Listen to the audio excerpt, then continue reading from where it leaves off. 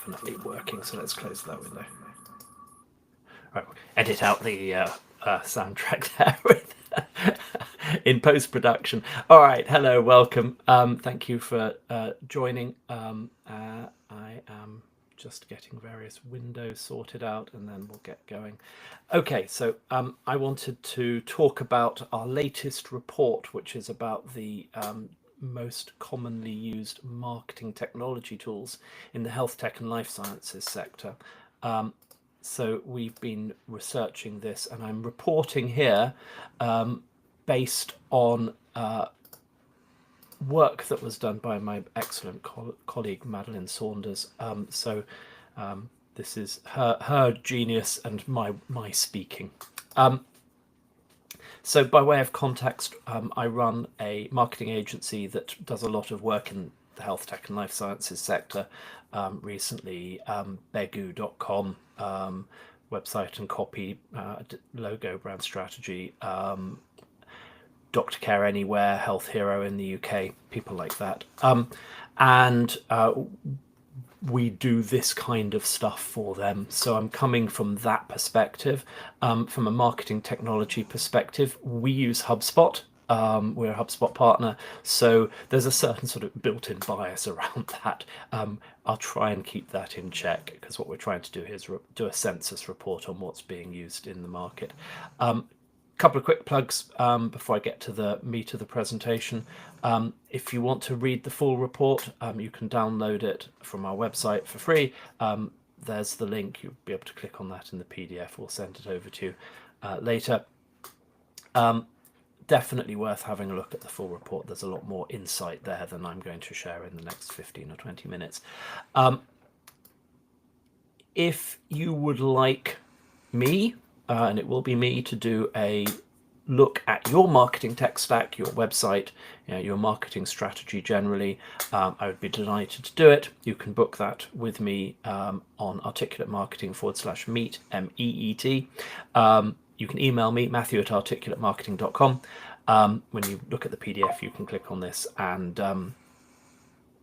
book it up directly. So please do take advantage of that.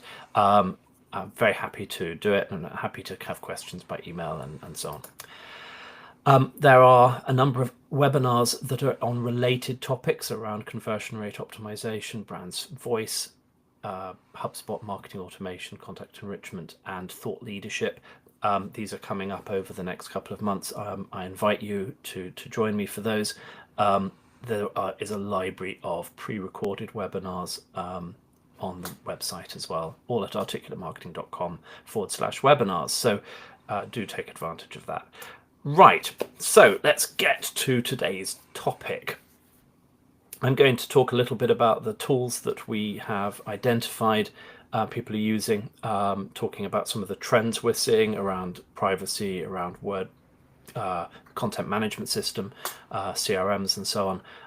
And a little bit about video and the emergence of AI for customer support. So this is based on Mads's analysis of 370 plus health tech and life sciences companies using data that we have from HubSpot and a tool called WhatCMS and various other bits and pieces, and then sort of crunched and analyzed. So it's not every single company in the market, but it's a pretty big sample of companies that we know at Articulate and that we've researched out, and I think that gives it some salience and validity. So let's start with the top 10 MarTech tools that we identified in our sample using our data, and it's no great surprise that Google Analytics is up there, most but not surprisingly not as many as I would have expected. Websites using GA, WordPress, Salesforce, HubSpot are quite common. I think we were surprised to see Piwik bubbling under there as a sort of competitor to Google Analytics, sort of privacy first, and we'll talk a bit about that. Hotjar is surprisingly common. I will say this about Hotjar.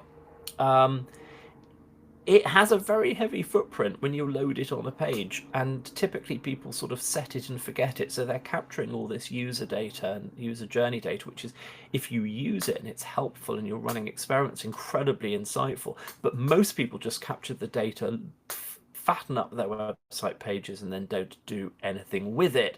And if you're doing that, switch off Hotjar. You don't need it until you're running experiments, and it just sits there gathering data and sort of impinging on people's privacy. So I have that opinion about that. And a related thought is Google Analytics. We'll talk a little bit about analytics and privacy, but Google Analytics is also a culprit for adding page weight to pages. And if you have something like HubSpot or some of the WordPress analytics tools, or Piwik, or some of those things instead, you might not need Google Analytics. And I would say, out of all the companies that I've worked with over 20 years, almost all of them, if not all of them, had Google Analytics, and most of them, like 80+%, never looked at the data. So why are they slowing down their website, loading this stuff that they don't use? So we are teetering on the brink of switching Google Analytics off for Articulate. I switched it off for another site in our portfolio, turbinehq.com, which had a huge impact on the loading speed. We did some other optimizations as well, but it was a... Anyway, so I don't think this list, though, has any huge surprises, except perhaps some things are not as popular as you would have expected. And Piwik and Hotjar, I think, are a little bit of a surprise in the sense that they are more widely used than I would have thought. Okay, so let's talk a little bit now about this privacy-conscious analytics. Privacy is increasingly a differentiator, I think. I think companies that actually demonstrably care for their clients' privacy are on the side of the angels. I think companies that patently don't, well, I won't call them evil, but they're running quite a lot of risks, and it's quite complex to get it right, and it's a constant kind of maintenance task to get this privacy right. It's not just a case of, oh, well, we'll pop in Piwik or something, Matomo, and then we're done. Cookie compliance, switching off cookies when people say no, even down to things like, I don't want your stinking cookies, but then the website still loads a YouTube video with tracking. Right, so how do you manage that? All of that stuff takes a lot of care. And I think people coming from the health tech sector have more consciousness of this. Certainly we've noticed this, because they're thinking about patient data quite often, which, you know, your average marketing firm doesn't think about very much unless they're in the sector. So privacy is an important differentiator. It's quite a tough challenge, and I think there are some tools that can help. Interestingly, I think that, and I mean, I'm saying this from HubSpot perspective, switching off Google Analytics and using HubSpot's website analytics is also a privacy conscious option. If you reject cookies in HubSpot and you have a HubSpot hosted website, it won't load the tracking, and that happens automatically. I think there are ways of improving or increasing the level of trust and confidence you have. I think still people think that self-hosting websites is important, and probably from an IT perspective, IT managers of a certain generation like to have everything behind a corporate firewall, and there's still some value to that. I would argue that probably a good website hosting company with the appropriate sort of security measures would do a better job than most IT departments in most companies. That said, the number of websites that are running on pretty average or mediocre or unsecured cloud services, or on sort of pretty poorly isolated and secured sort of AWS or Google Cloud Platform, or Azure platforms, it's surprisingly common, and I think they are deluding themselves that they are secure. Not because they were running on those cloud platforms, but because they just think that they've sort of put it in there and they haven't done the work to do the other security things they need to do.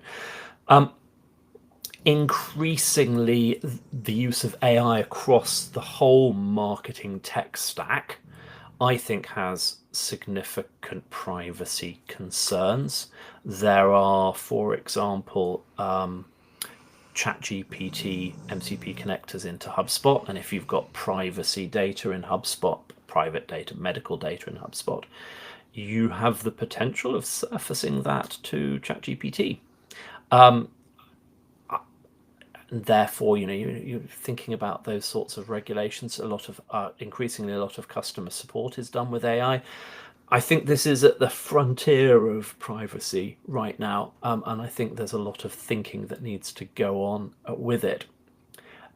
There's a couple of other little thoughts I had about privacy, which I think are worth sharing in the light of this differentiator. One is the rise of zero-click search and large language model AI kind of search, or not search, but finding answers without leaving the AIs, means that the old model of we're going to do a lot of SEO focused website content, and then we're going to put some gated content and track people and drop a cookie when they fill in the form. It's not disappeared. It's still a significantly important thing to try and do. I think you ignore conventional SEO at your peril, but it's less of, it's declining, and AI is increasing. And this puts a huge amount of weight around the middle funnel conversion. So from the people who do come to the site, making sure that more of them are converting. And that has some privacy and tracking issues, because you ideally still want to drop cookies on people when they fill in forms. But a lot of companies are solving that by sourcing data from third parties and marketing to them. And a lot of companies are going to be increasingly relying on advertising, thanks to the sort of enshittification of social media, which means they're going to start adding LinkedIn, Facebook, tracking pixels. And we've seen that Facebook is one of the top 10 pieces of MarTech on people's websites. So that also is a privacy challenge that I think marketers need to be thinking about. If you're going to be doing more online advertising and you're going to be trying to track the effectiveness of that because you can't get the data. So lots to think about there, and it's never going to go away, and it's never going to get easier. When it comes to content management systems, I think it actually seems to be a three-way race, according to our data. The top three CMSs, content management systems, are, drum roll please, in reverse order: WordPress, Webflow, and then HubSpot. WordPress at 40%, Webflow at 12%, and HubSpot at 8%. HubSpot, that's a surprisingly high number, in my opinion, but it's certainly enough that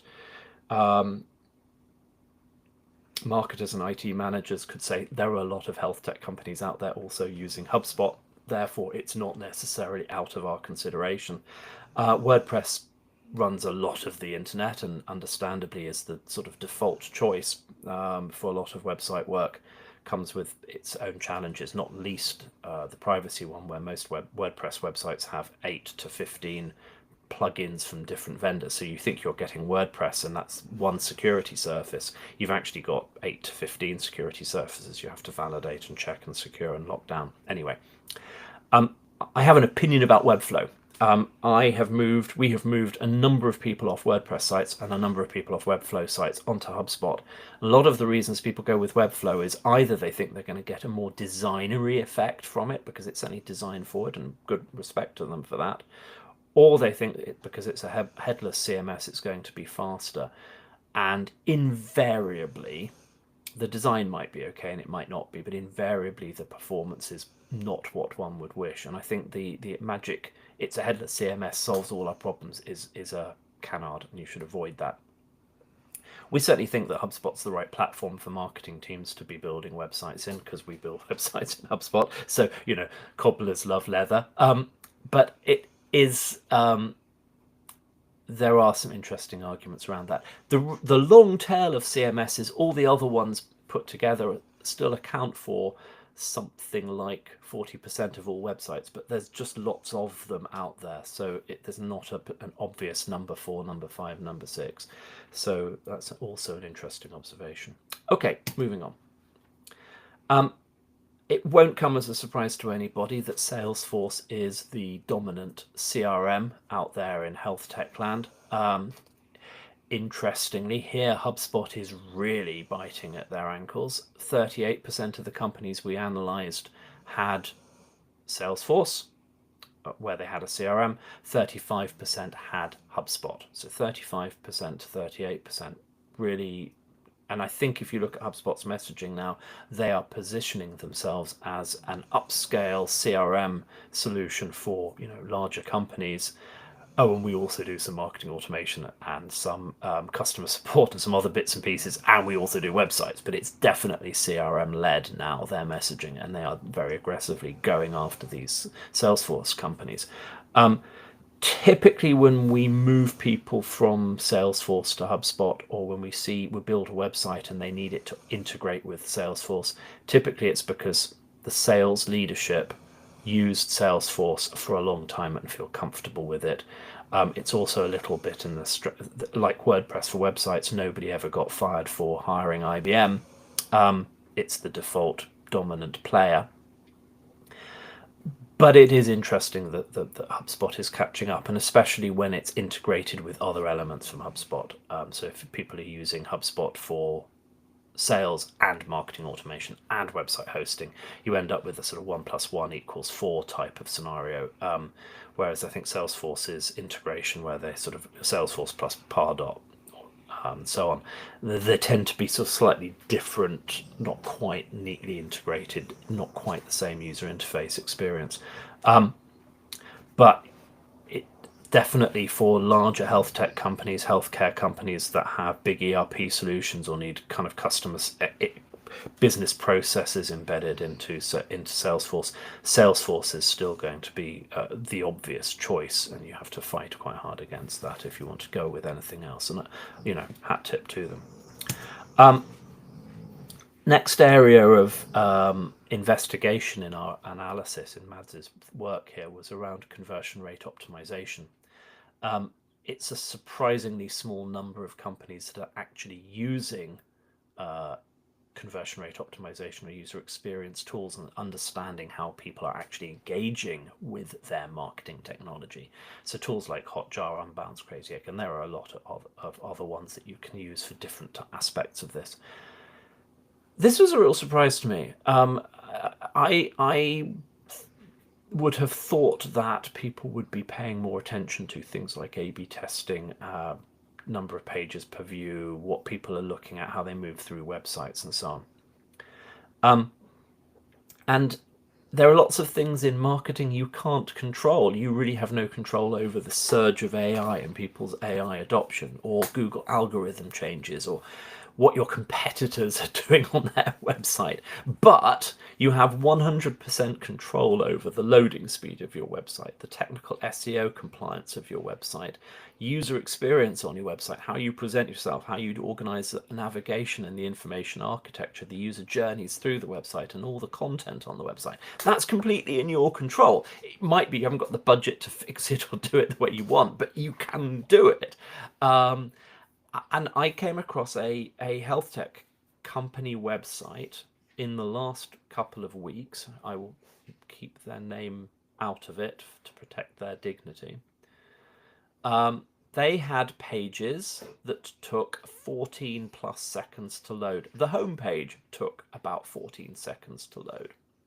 It literally was so slow that you would be looking at it and thinking, is this website working? And then suddenly the page would appear. Unbelievable.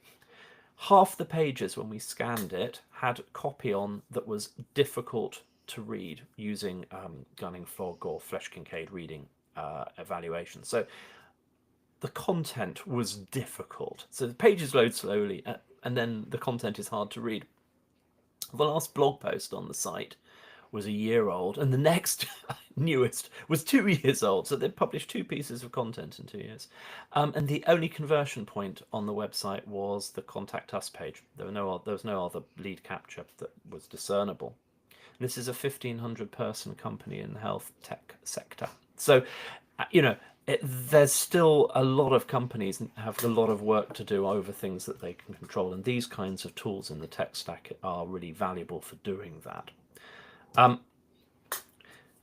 video is a interesting and vexed topic for me. So lots and lots of B2B buyers say that video improves their receptiveness to sales. It helps them understand something.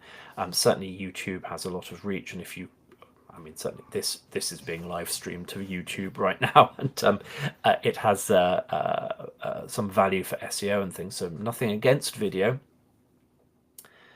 I wouldn't put a video on my homepage because I think it's going to slow the site down, and our experience is maybe 1 in 200 page visitors will click on the play button to watch a video on the homepage. So it's a huge page weight and an annoying experience for most people. The other thing about these two things, Vimeo is the sort of Avis we try harder to YouTube's Hertz #1. YouTube has heavier code players. It brings quite a lot of compliance and tracking issues. You have to work quite hard to get it to not load and not sort of do a lot of user tracking if you don't want it to. Vimeo is a bit lighter, and we use Vimeo for our embedded videos on our website for that reason. So our experience of those two is Vimeo is the more leaner. But YouTube is great for reach and engagement, and now every time I look at a YouTube video to try and figure out how to do something with marketing or IT, I have to sit through adverts, which I remember when YouTube didn't have so many adverts. So again, the enshittification of the internet. But never mind, someone's got to pay for all those business jets at Google. So service with a smile.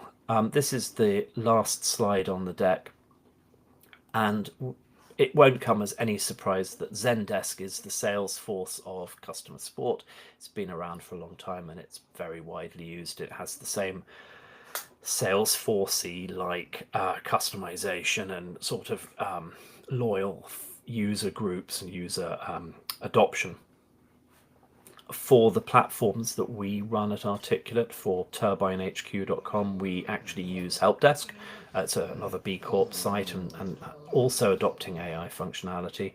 HubSpot, it has a great service alternative, probably not quite as sophisticated as Zendesk or Helpdesk at this point, but evolving very quickly.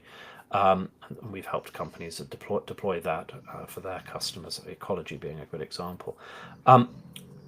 In the last year, deploying our AI tools into the help environment, this customer support environment, has become very, very common. And it's interesting how very often now you might want to interact with an AI, and AI would give you a better experience. Certainly the AI automated answers I get for my first queries on HubSpot questions when I go to HubSpot for some of those gnarly support questions that we can't answer internally. The first HubSpot email response is better than I would have got from an average CSR. So I actually quite welcome that. However, you need to put guide rails in place. You need to really train those AI tools and make sure they have the right information. You need to make sure there's really good handover from the AI to the human when it's appropriate and necessary. And if you leave patients, customers, frustrated because they can't get to somebody who can solve their problem, and all they get is a stupid AI sprouting obvious and basic answers, and that also happens. I think we've all experienced that with AI chat.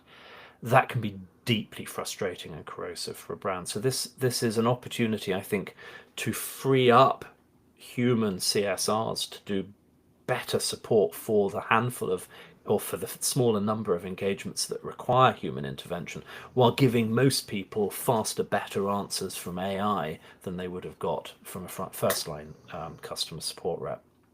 So I'm in favor of that, and I feel like this has mostly been talking about HubSpot, but that's where our experience comes from. There's a tool in HubSpot that was recently released called Customer Agent that lets you deploy an AI-powered chatbot very, very quickly. If you've got customer support data, like a knowledge base, you've got product information, you can just upload it into HubSpot. You can define the parameters and the circumstances when it says, I don't know the answer, go talk to a human, here is a human. And they have a sort of usage-based model, but if you pay $1 for a conversation that solves somebody's problem, and it might have been, $5 or $10 to solve it with a human, and you give a better customer experience, that's a huge win. CSRs are doing better, more valuable work. Customers are getting help quicker, saving money. Fantastic. So I, for one, welcome our new AI overlords. Right. So if you want to dig into any of these things, please come back to me, Matthew@articulatemarketing.com. Please download the full report. As I said, I'd love to talk to you if you have any questions. If you want to have a one-to-one session with me, please book that up, articulatemarketing.com/meet. And do please sign up for our upcoming webinars. Lots more where this came from. But for now, it's 5:27 on a Wednesday afternoon, so I'm finishing just unusually 2 minutes early, 3 minutes early. Thank you very much for joining me, and have a fantastic evening. Bye-bye now.